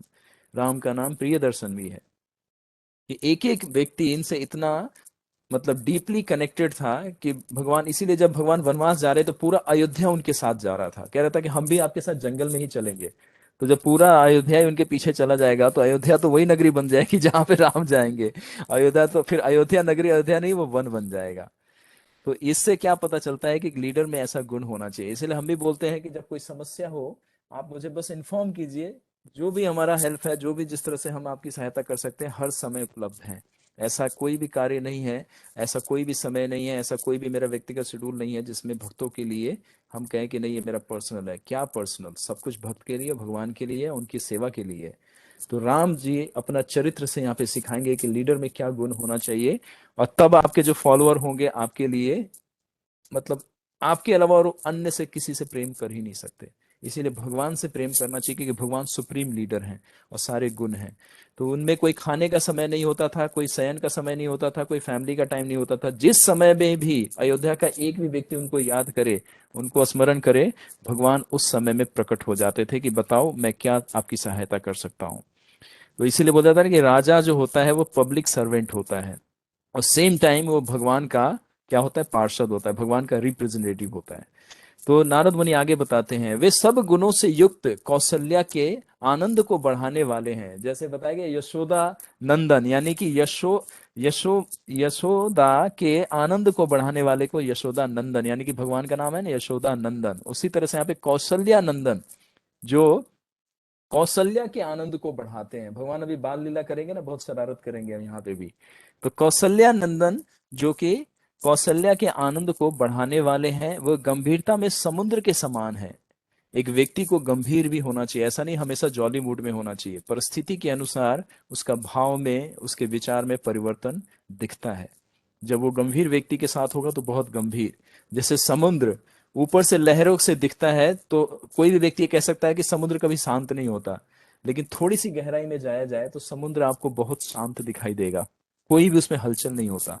उसी तरह से जो एक श्रेष्ठ व्यक्ति होता है, एक जिसका आदर्श आचरण होता है, उसमें गंभीरता होता है। तो ग्रेव, ये आउट ऑफ 64 क्वालिटी भगवान के 64 गुण है, जो विशेष गुण है उसमें से एक ये ग्रेव बनना, मतलब गंभीर बनना जीवन के प्रति, इस भौतिकतावादी लोगों के प्रति ग्रेव होना चाहिए, मतलब उदासीन बन के हमें देखना चाहिए इनको। जैसे भगवान उदासीन का भाव भी दिखाएंगे आपको रामायण में। तो 26 क्वालिटी में हमारे वैष्णव का भी आता है, जिसमें एक भक्त जो होता है वो गंभीर होता है। ठीक, तो गंभीरता में समुद्र के समान, धैर्य में हिमालय की तरह, मतलब किसी भी परिस्थिति में विचलित नहीं होता। जो लीडर का जो क्वालिटी होता है, वो बड़े से बड़े चैलेंज आता है उसको एक्सेप्ट करता है। तो भगवान के भी जीवन में कितने उतार चढ़ाव हैं, भगवान राम दिखाएंगे ना, एक आइडियल हस्बैंड, एक आइडियल सन, एक आइडियल किंग, हर जगह पे इनके जीवन में इतना उतार चढ़ाव आएगा। तो यहाँ पे नारद मुनि बोल रहे हैं कि हिमालय कभी भी बड़े से बड़े तूफान के सामने वो कभी विचलित नहीं हो जाता। मतलब ऐसा नहीं कहता कि मैं थोड़ा छुप जाऊं पेड़ों के नीचे से, हवा निकल जाए, चला जाए, पास हो जाए तो फिर मैं साइड में आके फिर खड़ा हो जाऊंगा, नहीं। मतलब हिमालय की तरह अडिग रहते हैं। तो धैर्य में हिमालय की तरह है। तो धैर्य में हिमालय की तरह क्या है कि बड़े से बड़े विपरीत परिस्थिति में भी अपने को स्थिर रखना, है ना। इसको बोलते हैं दृढ़वताम। कृष्ण अर्जुन को बोलते हैं दृढ़वताम, मतलब दृढ़ता से लगे रहो मेरे भक्ति में। फिर बोलते हैं पराक्रम में विष्णु की तरह, मतलब भगवान विष्णु से बड़ा कोई योद्धा है नहीं इस पूरे यूनिवर्स में। इसीलिए जब भी देवी देवताओं पे जब कोई भी आक्रमण करता है तो भगवान विष्णु की शरण में जाते हैं। भगवान विष्णु कौन है? भगवान श्री कृष्ण। तो बताया था कि विष्णु के समान, मतलब कंपैरिजन कर रहे हैं, अभी डायरेक्ट नहीं बोल रहे हैं कि परम भगवान है। नारद मुनि जो महर्षि वाल्मीकि को बता रहे हैं, कह रहे हैं कि पराक्रम में विष्णु की तरह, और प्रिय दर्शन तत्व में चंद्रमा की तरह, मतलब शांत स्वभाव में चंद्रमा की तरह। जैसे चांद को कोई रात्रि में देखे, पूर्णिमा के चांद को, तो कितना मन को शांति सुकून मिलता है। उसी तरह भगवान का जब मुखमंडल कोई दर्शन करता है, जैसे हम डीटीज के दर्शन करते हैं, तो कितना आनंद मिलता है ना हृदय में, मन कितना शांत हो जाता है। मंदिर में जब हम आते हैं भगवान का दर्शन करते हैं, अपने राधा गोपीनाथ को हम लोग दर्शन करते हैं, कितना मन, मतलब सुकून मिलता है कि बस पूरा जीवन का आनंद यहीं पे है। तो भगवान का जो मुखमंडल है वो प्रिय दर्शन तत्व से भरा हुआ है और चंद्रमा की तरह है। क्रोध में काल अग्नि की तरह, जब क्रोध में आते हैं तो काल अग्नि, काल अग्नि कैसे, जैसे जंगल की जो अग्नि होती है उसको काल अग्नि बोलते हैं, उसमें कुछ भी नहीं बचता है, इवन मिट्टी तक जल जाती है, वो राख हो जाता है। तो भगवान जब क्रोध में आते हैं तो किसी को भी क्षमा नहीं करते। क्रोध वाला रूप कौन सा है? तो उग्र नरसिंह। जब नरसिंह लीला में जब दिखाए थे ना, शिव जी भी कांप रहे थे। लक्ष्मी माँ भी कह रही थी कि मैंने फोटो में व्हाट्सएप में कभी भी इनका ऐसा वाला पिक्चर नहीं देखा, ये मेरे पति नहीं है। उन्होंने रिजेक्ट कर दिया। भगवान विष्णु को, राम को, कृष्ण को लक्ष्मी माता ने रिजेक्ट कर दिया, बोले नहीं ये मेरे हस्बैंड नहीं हो सकते, मैंने आज तक ये फॉर्म देखा ही नहीं कभी। व्हाट्सएप में सारा सारा चेक कर लिया उन्होंने, व्हाट्सएप में, इंस्टाग्राम में, फेसबुक पे, है ना। पुराना एल्बम भी निकाली, बोली कि शायद कहीं मैच कर जाए ये मेरे हस्बैंड है कि नहीं है। तो भगवान उस समय में क्रोधा अग्नि में थे, ऐसे क्रोधा अग्नि में थे कि लक्ष्मी माता आने से डरने लगी। जैसे घर में जब कोई प्रभु बहुत गुस्से में होता है तो माताएं जाती हैं, सबको बोलते हैं कि जाओ जाओ आपके हस्बैंड है, आपसे शायद कुछ मधुर बानी से वो मान जाएंगे। तो वो जाके मनाती है, तो कुछ हस्बैंड लोग होते हैं, कुछ हस्बैंड लोग जो मान जाते हैं, बाकी सब लोग थोड़ा भाव खाते हैं। तो उसी तरह से क्रोध अग्नि के समान, यानी कि काल अग्नि के समान, जब क्रोध में आते हैं तो अग्नि के समान, काल अग्नि के समान सबको निगल जाने वाले हैं वो। ठीक, और क्षमा करने में पृथ्वी के समान है। भगवान जब क्षमा करते हैं, पृथ्वी पे देखते हैं हम लोग, खाते हैं पीते हैं, उस पर मल त्यागते हैं, उसको काटते हैं, उसको जलाते हैं, उस पर गंदगी फैलाते हैं, हर चीज करते हैं पृथ्वी पे। लेकिन पृथ्वी माता कभी भी ये नहीं बोलती कि मेरे पे ये सब क्यों कर रहे हो। और वही पृथ्वी माता हमें भोजन देती है, वही पृथ्वी माता हमें आश्रय देती है, वही पृथ्वी माता हमें अन्न वस्त्र सब कुछ पृथ्वी से प्राप्त होता है। सब कुछ पृथ्वी, अगर पृथ्वी ना हो तो आपका जीवन का अस्तित्व ही नहीं होगा। इसी पृथ्वी पे ही गंगा नदी का वास हुआ है, इसी पृथ्वी पे समुद्र वास करते हैं, इसी पृथ्वी पे फल फूल लगते हैं, इसी पृथ्वी मतलब हर चीज पृथ्वी से, और उस पृथ्वी को हम कितना कष्ट देते हैं। तो भगवान उसी तरह से हैं। भगवान क्षमा जब करते हैं तो पृथ्वी के समान है।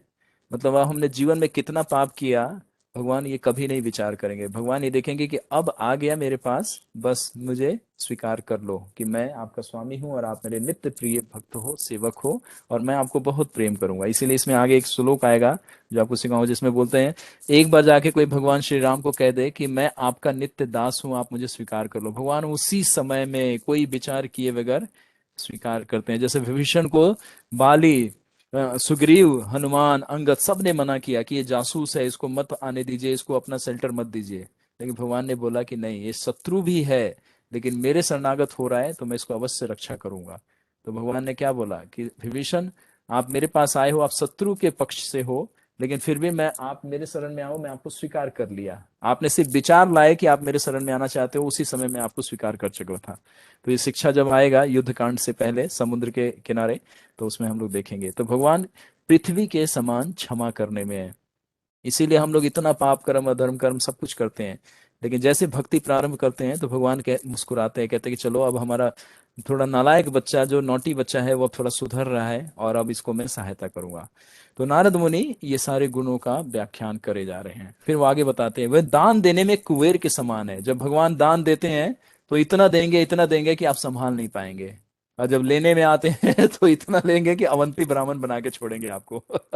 जल भी नसीब नहीं होने देंगे। जल जब पी रहे होंगे तो दूसरा राहगीरी, दो राहगीरी आ जाएगा और आपके गिलास का पानी उसको देना पड़ जाएगा, यानी कि आपका जल भी नसीब नहीं करवाएंगे। भगवान जब आपको दंड देंगे तो इस तरह से देंगे। इसीलिए भगवान का स्वभाव समझना बड़ा मुश्किल है, लेकिन हम जब लीला पढ़ रहे हैं तो हम देखेंगे कि भगवान में एक ही स्वभाव को नहीं देखना है, सारे स्वभावों को देखना है। उनका चरित्र बड़ा मधुर है। तो बता रहे हैं नारद मुनि, वे दान देने में कुबेर के समान है, अर्थात जब देते हैं तब अच्छी तरह से देते हैं। सत्य भाषण में मानो दूसरे धर्म है। सत्य भाषण, धर्म का मतलब बोला जाए ना सत्य, जो सत्य है वही धर्म है और जो धर्म है वही सत्य है। तो सत्य भाषण में मतलब भगवान कभी भी झूठ नहीं बोलते। भगवान के वाणी में इतना रहस्य छुपा होता है कि कोई समझने वाला व्यक्ति नहीं समझ पाएगा तो वो भ्रमित हो जाएगा, क्योंकि अज्ञानता है, माया का प्रभाव है। तो भगवान के वाणी को, जैसे महाभारत में भगवान ने बोला युधिष्ठिर महाराज को कि आप बोलो कि जो अश्वत्थामा है मारा गया, बस इतना ही शब्द बोलना था। लेकिन भगवान को यहाँ पे लोग क्या बताया कि छल कर दिए, किसके सामने, द्रोणाचार्य के सामने झूठ बोल रहे हैं। लेकिन भगवान ने फिर बाद में जो आचार्य लोग कमेंट्री लिखते हैं क्या बोलते हैं कि वहां पे उसी युद्ध के उसी मैदान में उसी इन्हीं की तरफ एक जो मतलब कौरवों की तरफ जो हाथी था उसका नाम था अश्वत्थामा। तो भगवान ने आगे कोई शब्द का कोई एडिशन नहीं किया, कोई ऐड नहीं किया, खाली इतना ही बोला था कि उनके सामने खाली यही बोलना है। तो भगवान कोई असत्य नहीं बोल रहे थे। और वास्तव में उसी सीन से पहले, उनके बोलने से पहले भीम को उन्होंने आदेश दिया कि भीम तुम जाओ और इस हाथी अश्वत्थामा के मस्तक पे प्रहार करो अपने भीम गदा से और इसका वध कर दो। और जब ये वध करेगा तब आप युधिष्ठिर उच्च स्वर में बोलना कि हाँ, मेरे मेरे भ्राता भीम ने अश्वत्थामा का वध कर दिया। तो ये झूठ कहाँ है? लेकिन सीन ऐसा पिक्चराइजेशन हुआ, सीन ऐसा क्रिएट हुआ कि लोग इसको गलत समझ गए, और युधिष्ठिर महाराज जो स्वयं धर्म के राज है वो भी गलत समझ गए, भगवान का अनुसरण नहीं किया, तो उनको भी पाप लगा और उसका भी उनको दंड मिलना पड़ा, उनको नरक का दर्शन करना पड़ा था। तो भगवान कहीं पे भी झूठ नहीं बोलते हैं, इसीलिए बोलता है एटर्नल, भगवान सत्य है। कहते हैं ना, राम का नाम सत्य है और उनका हर आचरण सत्य है। तो ये है सत्य भाषण में मानो दूसरे धर्म है। ऐसे गुणों से युक्त सत्य पराक्रमी श्री रामचंद्र जी हैं। अब लास्ट में बोल रहे हैं कि ऐसे सत्य पराक्रमी श्री रामचंद्र जी हैं। अब प्रश्न आगे पूछते हैं, ऐसे श्रेष्ठ गुणों से युक्त प्यारे तथा प्रजा के हित के चाहने वाले ज्येष्ठ पुत्र श्री रामचंद्र जी, जो प्रजा के हित कामना से हित कामना के उद्देश्य से महाराज दशरथ ने प्रीति पूर्वक युवराज पद देना चाहा। श्री राम अभिषेक की तैयारी देख महाराज दशरथ की प्रिय महिषी कैकेयी ने पहले पाए हुए जो दो वरदान थे, महाराज दशरथ से आगे एक वर से श्री रामचंद्र जी के लिए देश निकाला और दूसरे से अपने पुत्र भरत का राज्य अभिषेक। अब आप लोग सोचेंगे कि एकदम से गुण बखान करते करते ये आए, तो आपको बता दें कि नारद मुनि जो इंस्ट्रक्शन दे रहे हैं, तो इसमें एक एक श्लोक में सारा कुछ छुपा हुआ है। और जब ये मेडिटेट करेंगे, जब हमने बताया था ना कि अभी ये जाएंगे तापसी नदी के किनारे, जब बैठेंगे तब ये रामायण का, अभी सिर्फ सुन रहे हैं, तो ये संक्षिप्त में पूरा वर्णन कर रहे हैं कौन, नारद मुनि। तो उन्होंने बताया कि जो दशरथ थे उनके पास पुत्र नहीं था, उनको पुत्र प्राप्ति के लिए यज्ञ वेदी से इनको प्राप्त किया था भगवान श्री रामचंद्र को। और केकई जो उनकी पत्नी थी, वो मोह के वश और प्रेम और छल से दशरथ से दो वर मांग लिया। एक क्या है कि इसको, यहाँ पे क्या आया कि इसको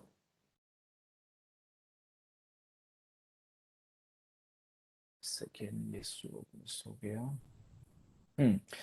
पहले पाए हुए दो वरदान से महाराज से मांगे कि एक वर्ष से श्री रामचंद्र के लिए देश निकाला, यानी कि राज्य से इसको निष्कासित कर दो, और दूसरे से इसको कहा, इसका भरत का राज्य अभिषेक होना चाहिए। दो वर मांग लिए, किसने, ककेई ने। तो ये अभी शॉर्ट में बताया जा रहा है। फिर आगे बोल रहे हैं, धर्म धर्म पास से वध अर्थात अपनी बात के धनी होने के कारण सत्यवादी महाराज दशरथ ने प्राणों से भी बढ़कर अपने प्यारे पुत्र श्री रामचंद्र जी को वन गमन की आज्ञा दी। और फिर आगे बताते हैं कि ये कथा में जब आगे चलते हैं, तो जो दशरथ महाराज हैं, अपने हृदय पे पत्थर रखकर, मतलब कहते हैं ना, बहुत वेग सह के, बहुत पीड़ा सह के उन्होंने कैकेयी की बात को माना। उन्होंने बोला कि पुत्र आप वन गमन के लिए चले जाओ, और राज्य अभिषेक जो है वो भरत का हम करेंगे। तो ये सारा अभी नारद मुनि इनको बता रहे हैं। फिर आगे होता है, वीरवर श्री रामचंद्र जी पिता की आज्ञा का पालन करने और कैकेयी के प्रश्न करने के लिए पितृ आज्ञा अनुसार वन को गए। फिर आगे बताते हैं, माना सुमित्रा के आनंद को बढ़ाने वाले स्नेह और विनय के संपन्न श्री लक्ष्मण जी, मतलब उनके अनुज जो छोटे भाई थे, श्री रामचंद्र जी के पीछे हो लिए। फिर आगे बताते हैं, दोनों भाइयों के जाते देख श्री रामचंद्र जी के प्राणों के समान सदा हितैषी राजा जनक की बेटी साक्षात लक्ष्मी का अवतार, यानी कि यहाँ पे श्रीमती सीता देवी का वर्णन आ रहा है। स्त्रियों के सर्वोत्तम गुणों से युक्त, अभी सीता मैया का भी गुणों का व्याख्यान होगा यहाँ पे। श्री सीता जी भी श्री रामचंद्र के साथ वैसे ही गई जैसे चंद्रमा के साथ उनकी धर्मपत्नी रोहिणी जाती है, यानी चंद्रमा की जो पत्नी है वो रोहिणी है। फिर उसके बाद इन तीनों के पीछे दूर तक महाराज दशरथ और पूरा वासी यानी कि अयोध्या वासी भी गए, है ना। श्रृंगेश्वरपुर में पहुंचकर गंगा जी के किनारे श्री रामचंद्र जी ने रथ सहित अपने सारथी सुमंत को भी लौटा दिया। फिर उसके बाद धर्मात्मा श्री रामचंद्र जी के निषाद मल्लाहों के मुखिया अपने प्यारे गुहू यानी कि गुहू से मिले। श्री रामचंद्र जी जो नाविक थे और जो भगवान को सरयू नदी पार कराए थे। श्री रामचंद्र जी, श्री लक्ष्मण जी, श्री सीता जी और गुहू बहुत जल वाली अर्थात बड़ी बड़ी नदियों को पार कर अब अनेक वनों में घूमे फिरे और भारद्वाज मुनि के बतलाए हुए चित्रकूट में पहुंचे। मतलब भारद्वाज मुनि, ये भारद्वाज मुनि अभी यहीं पे इनका एंट्री है। अभी जब आगे कथा होगा तो अभी बताएंगे, शॉर्ट में बता रहे हैं नारद मुनि। अभी तो अभी रामायण तो अभी प्रारंभ ही नहीं हुआ, अभी तो ब्रह्मा जी भी आएंगे, वो भी राम जी की अभी चर्चा करने वाले हैं। किनसे? वाल्मीकि जी से। उस रम्य स्थान में तीनों श्री राम, लक्ष्मण और सीता रम गए, अर्थात वहां पे वो वसन करने लगे, यानी कि रहने लगे। देवता और गंधर्व की तरह वहां से तीनों सुखपूर्वक रहने लगे। ठीक। श्री रामचंद्र जी के चित्रकूट में पहुंच जाने के बाद उधर अयोध्या में पुत्र वियोग के विलाप महाराज दशरथ हे राम कहकर विलाप करते हुए स्वर्ग अर्थात वैकुंठ को प्राप्त हो गए। यानी कि ये शॉर्ट में बता रहे हैं। मतलब ये देखिए, अभी ये शॉर्ट में बता रहे हैं, लेकिन ये जब मेडिटेट करेंगे तो कहते हैं ना, जब गुरु को ही आदेश एक शब्द बोलता है अपने शिष्य को, तो वो शब्द नहीं होता, वो पूरा शास्त्र होता है, ये विज्ञान है। अगर हम लोग इसको समझे और इसको उस लेवल पे प्रैक्टिस करें, तब हम ये सब चीजें ना, दिव्य ज्ञान हृदय प्रकाशिता, हम जब गुरु वंदना गाते हैं तो उसमें क्या आता है? दिव्य ज्ञान हृदय प्रकाशिता। मतलब जब अगर आपको गुरु के प्रति, भगवान के प्रति, शास्त्रों के प्रति श्रद्धा है, तो वो एक शब्द पूरा शास्त्र का रूप धारण कर लेगा। तो इस अभी संक्षिप्त में बता रहे हैं पूरा। 100 करोड़ का रामायण है और इतने संक्षिप्त में बता रहे हैं। और ये इतने ही श्लोकों को सुन के 25,000 श्लोकों की रचना कर देंगे अभी ये। महाराज के इस है ना वैकुंठवासी होने पर वशिष्ठ आदि प्रमुख देवजनों ने श्री भरत जी के राज तिलक करना चाहा, किंतु भरत जी ने यह स्वीकार नहीं किया। और जब भगवान राम वनवास चले गए सीता मैया लक्ष्मण के साथ, तो भरत को सबने सलाह दिया कि अब आप राज्य अभिषेक करके राज्य पाठ संभालो, लेकिन भरत ने स्वीकार नहीं किया। और वे पूज्य श्री राम जी को प्रसन्न कर मनाने वन को गए और सत्य पराक्रमी महात्मा श्री रामचंद्र जी के पास पहुंच गए। अब ये जो भरत का भी इसमें आएगा तो मैं कमेंट्री आपको पढ़ के सुनाऊंगा। भरत का चरित्र बहुत सुंदर है और इतना त्याग, इतना बलिदान एक व्यक्ति, सामान्य व्यक्ति कर नहीं सकता। हम लोग तो थोड़ा भी त्याग नहीं करते। तो अभी ये शॉर्ट में चल रहा है। उन्होंने अत्यंत विनय भाव से प्रार्थना की, हे राम, आप धर्मज्ञ हैं, अर्थात धर्म शास्त्र की ज्ञाता हैं, और बड़े भाई के सामने छोटा भाई राज्य नहीं पा सकता, अतः आप ही राजा होने योग्य हैं। तो उसके बाद फिर बताते हैं, किंतु श्री राम जी के अति उदार, अत्यंत प्रसन्न वदन और अति यशस्वी होने पर भी उस महाबली श्री राम जी ने पिता के आदेशानुसार राज्य करना स्वीकार किया। ये सब अभी कथा बता रहे हैं। किसको बता रहे हैं? वाल्मीकि जी को नारद मुनि शॉर्ट में बता रहे हैं। राज्य का कार्य चलाने के लिए अपनी प्रतिनिधि रूपी खड़ाऊ भारत को दो और अनेक बार उनको समझाकर लौटाया। मतलब भगवान के पास जब भरत गए थे तो उन्होंने खड़ाऊ दिया था, और खड़ाऊ दिया नहीं था बल्कि भरत ने आग्रह करके लिया था, उनसे मांगा था। तो उसका भी बताएंगे कि खड़ाऊ का क्या वहां पे संदेश है और उसका क्या शिक्षा मिलता है। भगवान ने खड़ाऊ दिया तो उसका क्या अर्थ था। भरत जो श्री राम जी के द्वारा अपने मनोरम मनोरथ को इस प्रकार प्राप्त कर उनके चरणों को स्पर्श कर तथा श्री राम जी के लौटने की प्रतीक्षा करते हुए नंदीग्राम में रहकर राज्य करने लगे। अब ये नंदीग्राम अयोध्या से बाहर है, ये मतलब ये वन के मध्य में था। ये मतलब जिस तरह से राम वन में थे उसी तरह से भरत भी वन में रहते थे। और इनका जब आएगा तो मैं कमेंट्री से इनका बैकग्राउंड समझाऊंगा कि इनका रहन सहन कितना मतलब दुष्कर था और कितना कष्ट में रखते थे अपने आप को। और फिर भी एक राजा की तरह नहीं रहते थे। राज्य सिर्फ कौन चलाता था? यही चलाते थे। सारा डिसीजन कौन लेता था? यही लेते थे। लेकिन रहते कैसे थे? तो जब इनका चरित्र का वर्णन आएगा तो आपको सुनाया जाएगा। यहाँ पे नहीं है लेकिन जब आगे जाएंगे तो इसमें आएगा।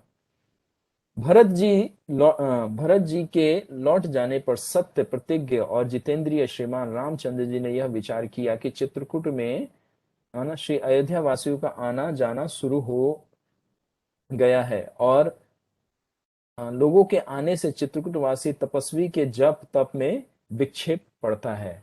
अब क्योंकि भगवान चित्रकूट रहते थे तो सारे अयोध्या वासी को पता चल गया, तो अब सारे लोग बार बार मिलने आते थे। जैसे कोई नियर एंड डियर व्यक्ति, हमारे कोई नॉन व्यक्ति कहीं दूर आके रहता है, बहुत दूर से आया है और मतलब हमारे घर में नहीं आके हमारे पास ही कहीं रहता है, तो बार बार हम उससे मिलने का प्रयास करते हैं, जाने का। तो वहां पे देखा कि चित्रकूट में भगवान ने नोटिस किया कि सब लोग अब मेरे से मिलने आते थे, यहाँ पे जो तपस्वी लोग हैं उनको कष्ट हो रहा है, उनके है ना उनके तपस्या में विघ्न पड़ रहा है। क्योंकि लोग आएंगे जाएंगे तो बाजे गाजे, बैलगाड़ी, बच्चे होंगे, रोना चिल्लाना, ये सब चल रहा होगा। तो इससे तपस्वियों की साधना पे और उनकी तपस्या पे क्या हुआ? विघ्न पड़ा। तो ये देख के भगवान राम ने मना किया। तो ये सब अभी शॉर्ट में बता रहे हैं, ठीक। तो इस तरह से ये आगे राम का पूरा वर्णन करते हैं और फिर यहाँ से वो जाने का क्या है? निवेदन, आग्रह करते हैं कि वाल्मीकि अब मुझे दो। अब आप लोग कहेंगे रामायण खत्म। हो गया पूरा संक्षिप्त रामायण पता चल गया। रावण वध तो हुआ नहीं, सीता हरण हुआ नहीं, अभी बाली आए नहीं, अंगद आए नहीं, हनुमान जी लंका दहन किए नहीं, समुद्र पार किए नहीं, बस हो गया। Thank you very much. Ramchandra, Shri Ramchandra की जय। तो अब आप लोग प्रश्न पूछिए, रामायण खत्म हो गया। अरे वो हरे कृष्ण प्रभु जी। रामायण खत्म हो हरे गया। कृष्ण प्रभु। ये टाइम हो गया हमारा, ठीक है। रामायण खत्म नहीं हुआ है। अभी अभी आधा आदेश मिला है और अभी अभी बाकी है। अभी तो अभी ब्रह्मा जी भी आने वाले हैं इन्हीं के बाद। और फिर जब ये जाएंगे ताप्ती नदी पे और जब स्नान करके आएंगे, जब बैठेंगे समाधि में और जब प्रारंभ करेंगे मनन करना, तब ये मनन करने पे अभी ये सारी जो घटनाएं जो विचार करेंगे, उसके बाद गणपति का आवाहन करेंगे। और जब भगवान गणपति आएंगे तब उनसे आग्रह करेंगे कि आप थोड़ा हमारी सहायता कीजिए, बुद्धि विवेक प्रदान कीजिए, और थोड़ा हम कुछ कार्य करना चाहते हैं। तो फिर ये आगे कथा बढ़ेगी। अभी अभी मुझे लग रहा है कि नेक्स्ट वीक से शायद ब्रह्मा जी जब आगे चले जाएंगे तब हमारा रामायण का अयोध्या नगरी का दर्शन आपको कराएंगे, यानी कि अयोध्या कैसा था उसका वर्णन आएगा। ठीक, अभी प्रारंभ अभी हुआ नहीं है एक्चुअली, ये सारा जो ग्रंथ का इंट्रोडक्शन है उसमें हम लोग अभी चल रहे हैं, लेकिन मतलब बालकांड प्रारंभ हो चुका है, रामायण कैसे अवतरित हो रहा है वही तो चर्चा कर रहे हैं हम लोग। भरत प्रभु, आप प्रश्न पूछ रहे हैं, अब आप पूछिए। जी प्रभु जी, जैसे भरत ने मतलब भगवान राम जी के खड़ाऊ ले लिए थे, मतलब तो फिर भगवान को क्या रहना पड़ा था? और अगर उन्होंने, क्या? अगर वो नंगे पैर जब हम्म। भरत ने जी के खड़ाऊ ले लिए थे तो भगवान को क्या नंगे पैर रहना पड़ा था, मतलब जंगल में फिर? हाँ, अब रामायण सुनते रहिए, बहुत सुंदर इसमें कथा आएगा और मैं बताऊंगा खड़ाऊ क्यों लिया और भगवान को नंगे पांव क्यों चलना पड़ा, धरती माता का क्या वरदान प्राप्त हुआ और जंगल में रहने वाले जीवों को क्या क्या कृपा मिला, इसीलिए तो आचार्य लोग आते हैं और हमें समझाते हैं ये सारी शिक्षा है। तो इसे फुल ऑफ टीचिंग। जब हम दंड कारण में हम लोग जब प्रवेश करेंगे, भगवान राम जी के साथ साथ चलना है, इस कथा के माध्यम से हम लोग भी 14 साल का वनवास लेंगे। ठीक है, आप तैयार हो? भरत प्रभु, 14 साल जी के लिए कथा वनवास लेने के लिए के तैयार हो? हम भी रहेंगे हाँ आपके साथ, जी। घबराना मत। सोच लो मामा पीछे से मारेगी थप्पड़, कहेंगे लेक्चर बंद कर, बहुत हो गया। तो इस कथा में आनंद तभी आएगा जब हम भगवान राम के साथ हम लोग भी भ्रमण करेंगे। इस कथा में जब ऑब्जर्व हो जाएंगे ना आप, आपको लगेगा कि अब भगवान सामने हैं, लीला कर रहे हैं और आप बिल्कुल लाइव देख रहे हो उनको, जैसे स्टेडियम में क्रिकेट खेलते हैं तो लाइव देखते हैं ना, लाइव क्रिकेट टेस्ट चल रहा होता है टिकट लेके, उसी तरह इस कथा में जब प्रवेश करोगे तो आपको दिखाएंगे। तो उसे जब दंड कारण्य में जाएंगे हम लोग, और उससे पहले चित्रकूट की कथा आएगी जहाँ पे भरत आते हैं और खड़ाऊ मांगते हैं। तो खड़ाऊ देने के पीछे आचार्य लोग कमेंट्री लिखते हैं बहुत सुंदर, और उसपे शिक्षा है बहुत सारा कि भगवान नंगे पांव क्यों चलना पसंद किए, पृथ्वी माता को क्या वरदान और उनको क्या कृपा प्राप्त किया, और भारत भूमि कैसे पवित्र है। तो ये सारा जब वो सीन आएगा तभी बताऊंगा, अभी शुरू करूंगा तो आपको पता है ना, फिर हम जब बोलना शुरू करते हैं तो हमारे बहुत सारे विंडो खुल जाते हैं और बहुत सारी चीजें कनेक्ट करने का, मुझे बहुत सारी चीजें आप लोगों के साथ शेयर करने में अच्छा लगता है कि भगवान का कथा है ही ऐसा। मैं ये नहीं सोचता कि मैं कल बोलूंगा, मैं सोचता आज ही सब कुछ बता दूं आपको, लेकिन ये समुद्र की तरह है, हमारे पास समय का अभाव है इसलिए सब चर्चा नहीं कर सकते।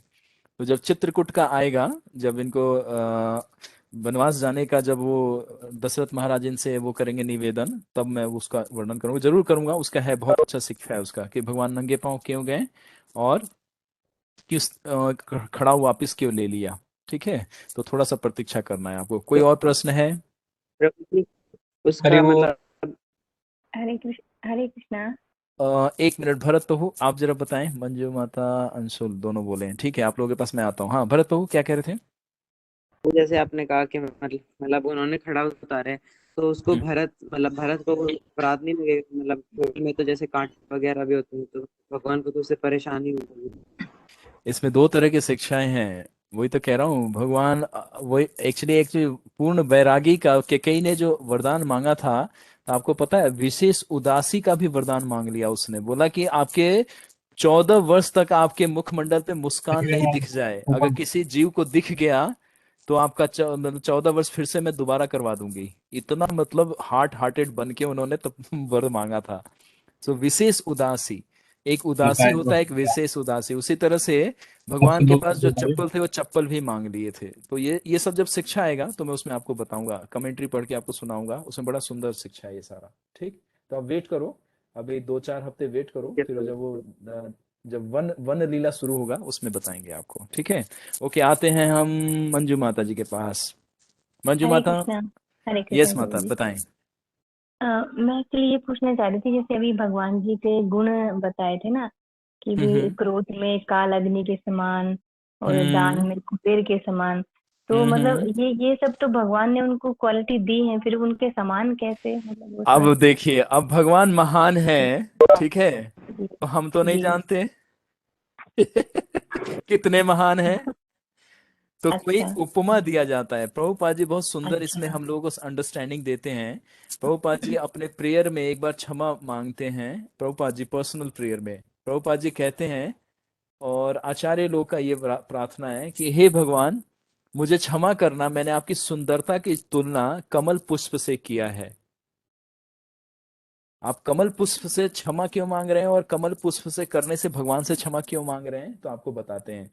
क्योंकि इस जगत में, भौतिक जगत में सबसे जो श्रेष्ठ फूल पुष्प माना गया है वो कमल पुष्प माना गया है। ठीक, पद पंकज, ठीक है, पंकज भी हाँ बोलते हैं जी। उसको। तो कमल पुष्प का स्वभाव क्या है, इस भौतिक संसार में हम देखते हैं कि वो सुबह तो बहुत सुंदर खिलता है और शाम होते होते मुरझा जाता है वो। तो इसका मतलब भगवान भी ऐसे होंगे, शुरू में तो बड़े अच्छे दिखते होंगे, जैसे हम लोग बाद में 50 साल के बूढ़े हो जाते हो तो रिंकल्स आ जाते, झुर्रियां आ जाती है, बाल सफेद हो जाते हैं, दांत गिर जाते हैं और आंखें हमारे कमजोर हो जाती है। तो इसका मतलब क्या, तुलना ऐसे ऐसे चीज से किया गया जो कि अपूर्ण है, पूर्ण नहीं है। लेकिन भगवान तो पूर्ण है, भगवान पूर्ण है ना। हाँ तो जी। हाँ पहुपा जी जी। क्षमा मांगते हैं रोते हुए, कहते हैं कि मुझे क्षमा कीजिए, क्योंकि ये जो जीवात्मा है ये पूरी तरह से भूल गया है। तो इसको उस स्थिति में लाने के लिए मैंने तुलना किया है, लेकिन तुलना कोई इस पूरे जगत में आपके समान कुछ तुल्य हो ही नहीं सकता। आपकी सुंदरता के समान कुछ तुल्य हो ही नहीं सकता, आपके शक्ति के समान कुछ तुल्य हो ही नहीं सकता, आपके ऐश्वर्य के समान कोई तुल्य हो ही नहीं सकता। तो नारद मुनि वाल्मीकि जी को एक उपमा देते हैं कि इस भौतिक संसार में हम जानते हैं कि देवी देवताओं में कुबेर सबसे धनवान है। तो उदाहरण के तौर पे वो समझाना चाह रहे हैं कि जिस तरह से कुबेर हैं उस तरह से आपको वो दिखेंगे। मतलब वो कंपैरिजन का मतलब उसका कोई, मतलब अच्छा। कोई कैलकुलेशन नहीं कर सकता। जैसे हम हम्म। आपको बताएं माता कि एक हाँ व्यक्ति जी। बहुत सुंदर है तो आप कहेंगे ना कितना सुंदर। तो मुझे जी। कुछ एनालॉजी देना पड़ेगा कि माता आप देख लो, जैसे आप हो उतनी सुंदर। तो इस तरह से कोई सुंदरता को हमने क्या किया, थोड़ा सा मेजर करके कैलकुलेट किया और उसका प्लेटफॉर्म बना के हमने उस व्यक्ति को बताया। तो अब उसको थोड़ा कैलकुलेशन होगा, क्योंकि हमारी भौतिक संसार की बुद्धि है। तो हम कुछ भी देखना चाहते हैं तो भौतिक संसार के माध्यम से देखना चाहते हैं। यही हमारी भौतिक चेतना है जिसको हमें नष्ट करना है, तोड़ना है, इसको ब्रेक करना है। अज्ञानता है ये। तो जब भगवान की हाँ जी। सुंदरता की बात आती है तो कंपैरिजन किया जाता है। उसी तरह से वहां पे बताया गया कि ऐश्वर्य में इंद्र के समान, मतलब इंद्र देवी देवताओं के राजा है ना, सबके वो हाँ चीफ हैं। तो जी। वो बताया, वो कंपैरिजन करने के लिए कि अगर डायरेक्ट बोल दे कि भगवान सबसे शक्तिशाली है तो भगवान के समान तो कोई है ही नहीं, तो किसके समान शक्तिशाली है, तो कहीं पे एक उपमा देना पड़ेगा ना। तो अच्छा ये अच्छा। उसी हाँ। तरह से हो गया कि विशाल अग्नि का उपमा एक माचिस के तीली के अग्नि से किया जाए कि वो विशाल अग्नि हम्म। कैसे दिखेगी, ये माचिस की तीली देख लो। हाँ। तो इसीलिए कोई भी इस भौतिक संसार में जो उपमा दिया जाता है वो अपूर्ण है। प्रभुपाद जी ने बोला है अपूर्ण है, भगवान पूर्ण है, उनकी कोई भी कंपैरिजन इधर हो ही नहीं सकती किसी भी चीज से। तो इसीलिए भगवान ठीक जब है पुष्प सर। का जो उपमा दिया गया है क्योंकि वो वही सबसे सुंदर है और वो सबसे आकर्षक है, मनों को भाने वाला है। इसीलिए भगवान के हर अंग का, भगवान के नयन कैसे बताए, कमल पुष्प के पंखड़ियों जैसे, उनके होठ कैसे हैं, बिल्कुल लोटस की तरह, उनके पैर कैसे हैं, लोटस की तरह, उनके हैंड कैसे हैं, लोटस, उनके वैली कैसे हैं, उनके लोटस की तरह। तो हर चीज कमल से तुलना की गई है। लेकिन इस भौतिक संसार में कमल सूख जाता है, तो ऐसा तो नहीं है कि भगवान भी सूख जाते होंगे, भगवान भी मृत्यु को प्राप्त हो जाते होंगे, नहीं। तो एक उदाहरण के लिए उनको बताया गया है कि धन देने में कुबेर के समान है, और जब शत्रु को नाश करते हैं तो काल अग्नि के समान दिखते हैं। तो काल अग्नि का मतलब उदाहरण दिया गया है कि काल अग्नि कैसे, जैसे जंगल का अग्नि लगता है तो उसमें कुछ बचता नहीं है, सब कुछ A to Z, चींटी से हाथी तक मर जाते हैं। पक्षी भी उड़ नहीं सकते क्योंकि पक्षी कितना उड़ेगा, जैसे उड़ेगा अग्नि पूरा उसको लपेटे में ले लेगा। इतना विशाल अग्नि होता है। इसीलिए बोलते हैं संसार दावानल, मतलब संसार में जीवात्मा जल रहा है। तो उसी तरह से बताया कि काल अग्नि है। जब वो अग्नि, अगर आपने कभी देखा नहीं होगा ना ही कभी देखिएगा क्योंकि वो अशुभ माना जाता है अग्नि, प्रलय के समय अग्नि जो उसको बोलते हैं काल अग्नि, वही प्रकट होती है, पूरी पृथ्वी को, पूरे यूनिवर्स को जलाती है। और वो भगवान का किससे, नेत्रों से प्रकट होता है ना, नेत्र से हाँ। भगवान के अग्नि प्रकट होता है।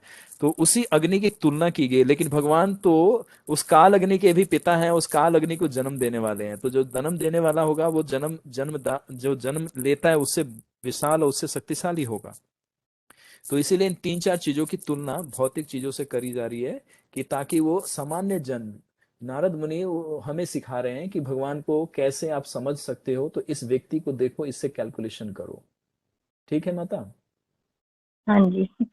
Thank you. और कोई प्रश्न है माता आपका? नहीं प्रभु जी। ठीक है, thank you so much. Anshul Prabhu आपकी बारी आई, आप भी कुछ कह रहे थे, बताएं अंशुल हरे प्रभु। कृष्ण प्रभु। यस। प्रभु जी, मेरा क्वेश्चन थोड़ा सा लंबा है हमेशा के जैसे। आप पूछिए, प्रयास करेंगे। जैसे हम हमेशा से सुनते हुए आते हैं कि हुई है वही जो राम रचि राखा। तो हम्म।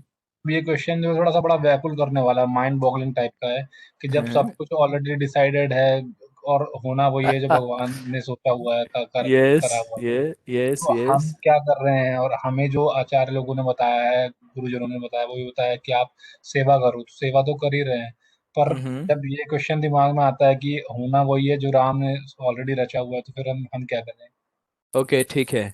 गूगल मैप यूज करते हैं आप? करता हूँ प्रभु। कितनी बार यूज किए हैं? अभी रिसेंटली कब यूज किए हैं आप? रिसेंटली तो प्रभु मतलब हो गए होंगे 15-20 दिन। 15-20 दिन, ठीक है।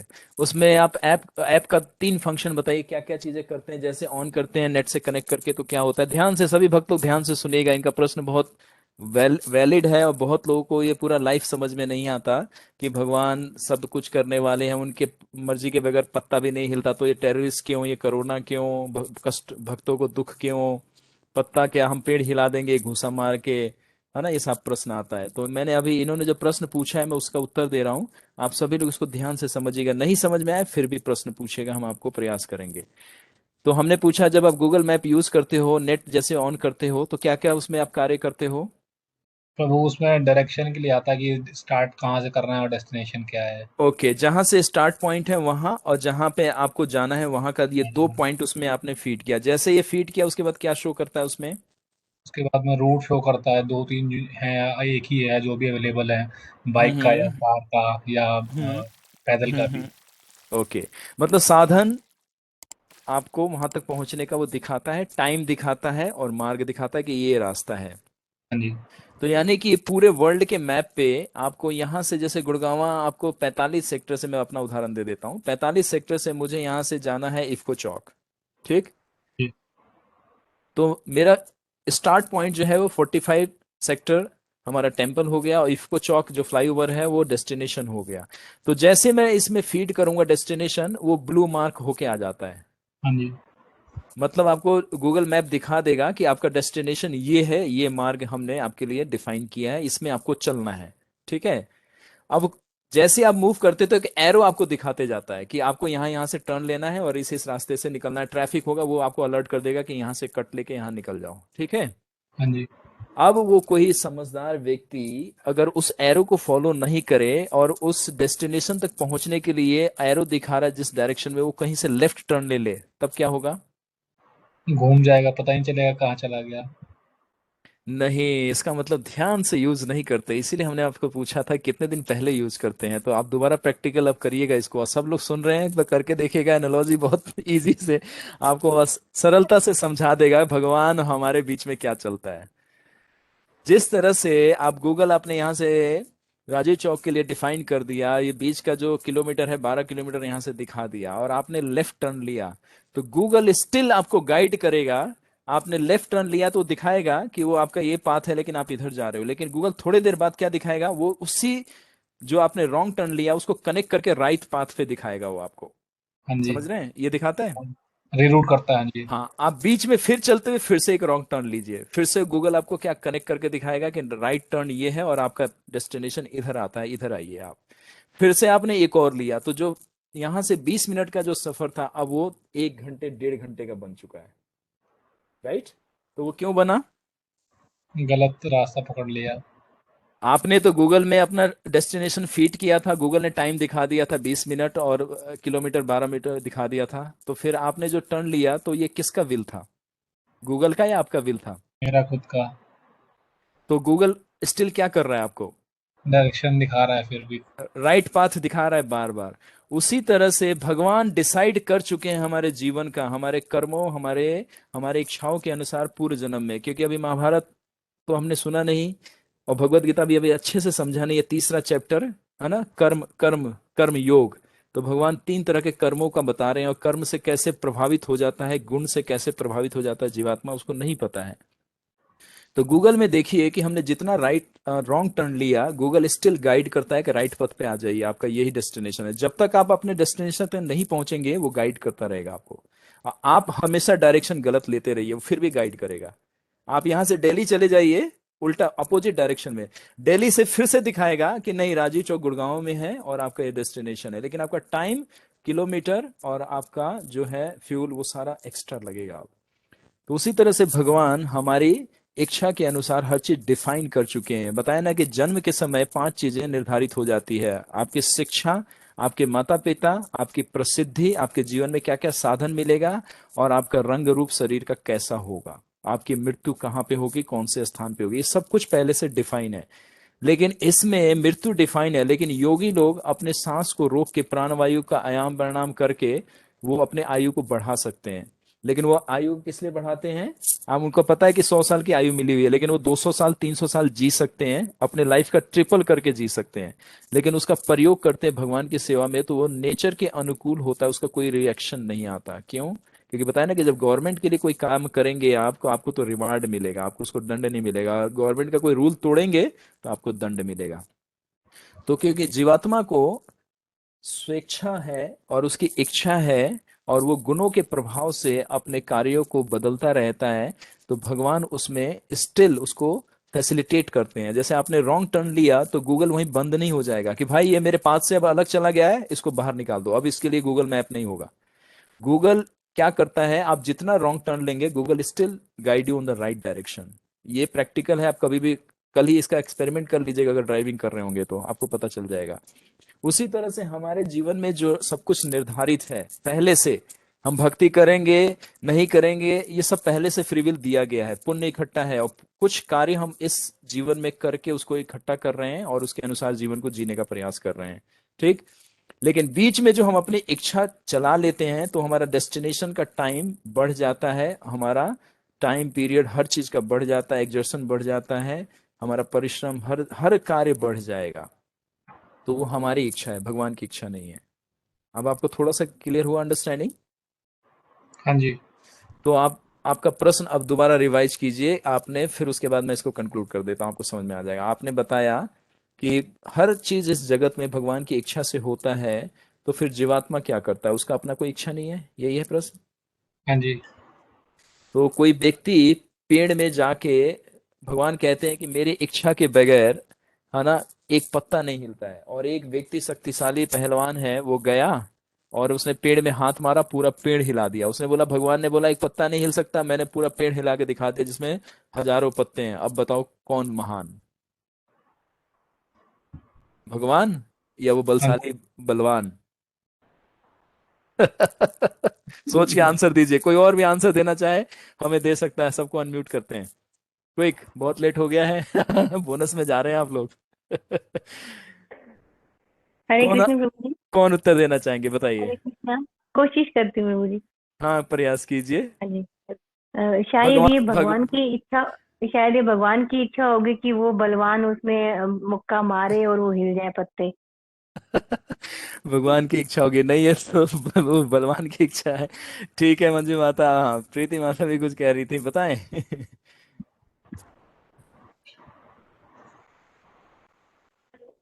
आवाज आवाज अनम्यूट कीजिए आप वहां से, हरि बोल।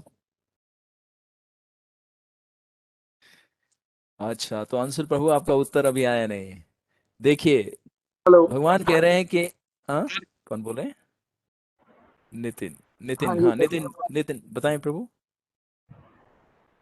इसमें भगवान जो सामने वाला जो जिसने पेड़ हिलाया उसको बलवान दिखाना चाह रहे हैं, इसलिए उसकी इच्छा को पूरा किया भगवान ने। अब आपको बताते, लॉ ऑफ कर्मा इसीलिए समझना बहुत जरूरी है। कर्म का सिद्धांत, इच्छा और 3 गुण का नेचर, अगर ये समझेंगे नहीं तो आप कभी भी फ्री विल को समझ ही नहीं सकते कि हमारी स्वेच्छा क्या है और कैसे कार्य करती है। जैसे कोई व्यक्ति सोचेगा कि मैं अपना हाथ ऊपर उठाऊं, तो ये सिर्फ उसकी इच्छा है, लेकिन ये हाथ उठाना ये भगवान की इच्छा है। बलवान व्यक्ति को जो शक्ति आया वो किसने सैंक्शन किया? भगवान ने सैंक्शन भगवान किया। ने। अगर वो बलवान व्यक्ति 1 इंच भी मूव नहीं कर सकता, अगर भगवान उसको वहीं पैरालाइज कर दे तो। बिल्कुल। लेकिन उस बलवान ने इच्छा किया कि मैं इस पेड़ में मुक्का मारूं और सब कुछ हिलाऊं, तो भगवान ने उसको फैसिलिटेट कर दिया। ठीक। तो अल्टीमेट कॉज कौन है? कृष्णा। सर्व कारण कारणम। इसीलिए ब्रह्म संहिता में ब्रह्मा जी पहले ही श्लोक में, पहले ही लाइन में बोलते हैं कि इस जो कृष्ण है वो क्या है, सर्व कारण कारणम, सारे कारणों के कारण है वो। तो उस बलवान ने सिर्फ इच्छा किया, लेकिन शक्ति और उस पेड़ को हिलाने का जो कार्य किया वो भगवान ने किया है। क्योंकि शक्ति जो है वो भगवान देते हैं, अन्न खा के, अन्न कौन देता है, भगवान। तो इसीलिए लॉ ऑफ कर्मा, ये डिजायर का बहुत कॉम्प्लिकेटेड है समझना, ये आधे घंटे के लेक्चर में नहीं समझ पाएंगे आप। तो इसीलिए भगवत गीता 3रा अध्याय, 14वां अध्याय, ये सब पढ़ेंगे तब समझ में आएगा कनेक्टिविटी की, भगवान जीवात्मा की इच्छा कैसे पूरी करता है। तो ये स्वतंत्रता होने की वजह से और फ्री विल होने की वजह से हम ये नहीं समझ पाते कि हम कर रहे हैं, भगवान करा रहे हैं, या भगवान करा रहे हैं, हम करवा रहे हैं। टेररिस्ट गोली चलाते हैं, वो भी भगवान ही सैंक्शन करते हैं, भगवान ही सैंक्शन करते हैं टेररिस्ट को भी। और जो साधु जप कर रहा है वो भी भगवान ही सैंक्शन करते हैं। लेकिन साधु, अगर आप लोग इच्छा कर छोड़ दें कि चलो हम माला नहीं करते, भगवान की इच्छा होगी, तो करवा लेंगे अपने आप। तो कल आप लोग माला छोड़ के दिखाइए जरा, भगवान की इच्छा देखिए होती है नहीं। नहीं समझ में आएगा। इसीलिए भगवान जो शब्द बोलते हैं वही मैं भी आप लोगों को बोलता हूँ कि इस सिद्धांत को समझने का अभी इस स्तर पे प्रयास मत कीजिए। अभी कथा सुनिए, भगवत गीता 10-20 साल तक उसको अच्छे से पढ़िए, और किसी भक्त की चरण पकड़ के उसकी उसके चरणों में वंदना कीजिए कि मुझे इस अर्थ को समझा दीजिए, तब वो आपको समझा देगा। ठीक है। हमें भी 12 साल लग गया था ये सब समझते समझते।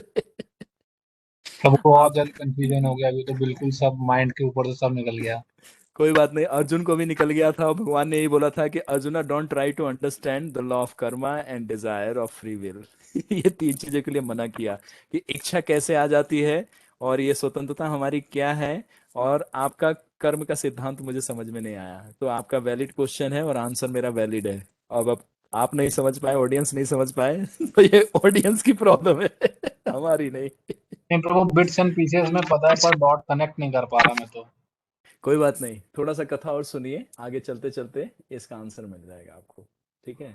क्योंकि आपका जो प्रश्न है, इसको समझने के लिए कुछ सिद्धांतों को समझ जाएंगे तब ये समझ में आ जाएगा। फ्री विल भगवान देते हैं और करवाता है। जैसे आत्मा परमात्मा का कार्य क्या है, ये सब आपको इससे सारा कनेक्टिविटी मिल जाए। इसलिए मैंने बोला कि अभी आधा घंटा ऑलरेडी हम लोग ग्रेस में चल रहे हैं, बोनस में चल रहे हैं। मैं नहीं चाहता कि 11 बज जाए। इसीलिए या तो कल डे में आप फोन कीजिए, फिर हम आपको 4 एनालॉजी से इसको समझा देते हैं। बस ठीक है खाली प्रभु। आप ये देखिए, जीवात्मा स्वतंत्र नहीं है, लेकिन गूगल अगर यूज कर रहा है तो वो अपनी गलती भी करेगा, तो भगवान उस गलती को भी अपने उस चीज में ऐड करके उसको इंप्रूव करवाते हैं। ये है भगवान, that is a greatness of the Lord. हम जितना कर्म कर रहे हैं ये हमारे भाग्य में नहीं है, लेकिन गलत कार्य करने के बावजूद भी भगवान हमें गाइड कर रहे हैं, और भगवान हमें रेडी है एक्सेप्ट करने के लिए।